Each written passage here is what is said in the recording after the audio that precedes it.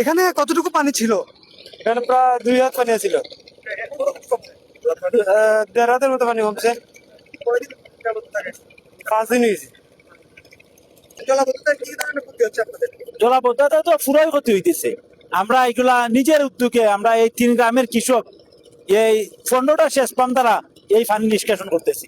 সামান্য কিছু জমিন আমরা প্রায় কেন এই বেরিবান্ধের কারণে সামান্য কিছু জমিন আমরা কেন ওই মেশিন লাগাই আমরা কিছু রক্ষা করছি। আর পুরা জমি তো আপনারা দেখতেছেন পুরা জমিন পানির তলে তুলিয়ে গেছে। আপনার কতটুকু ফসল তলিয়ে গেছে? আমার প্রায় 10 কার জমি চলে গেছে। আর এই বান্ধের ভিতরে প্রায় 10 কার জমি আছে।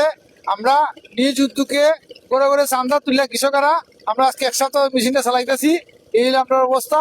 এবং আমরা ভবিষ্যতে যাতে আগামী উতারিয়া বাদে একটা সুইচ গেট হয় এটা আমরা জোর দাবি।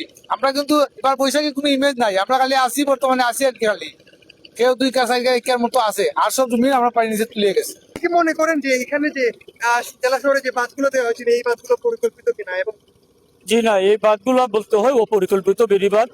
অপরিকল্পিত কারণে আজকে আমাদের সারারা দেখার হাওর জলাবদ্ধতা সৃষ্টি হয়েছে।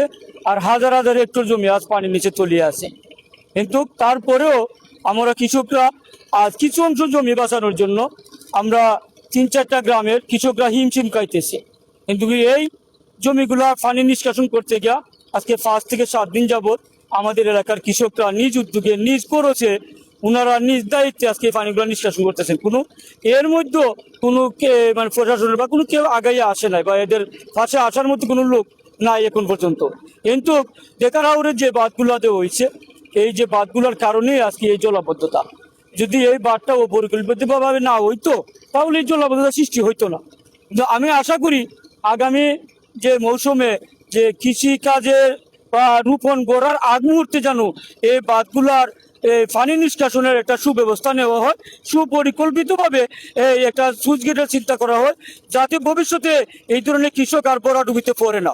এটাই আমি প্রত্যাশা করি এই প্রশাসনের কাছে। তাদের কারণেই কিন্তু এই জলাবদ্ধতার সৃষ্টি হয়েছে। এবং এখানে 3-4 গ্রামের মানুষ মিলে তাদের নিজ অর্থায়নে এই সেচ কার্যক্রম চালিয়ে যাচ্ছেন, যাতে তারা সামান্য আহারটুকু বাড়িতে তুলতে পারেন।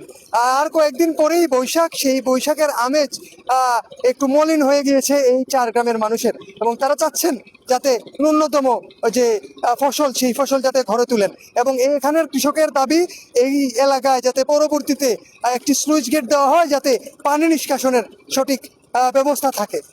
তামিম রায়হান, এফটিভি, সুনামগঞ্জ।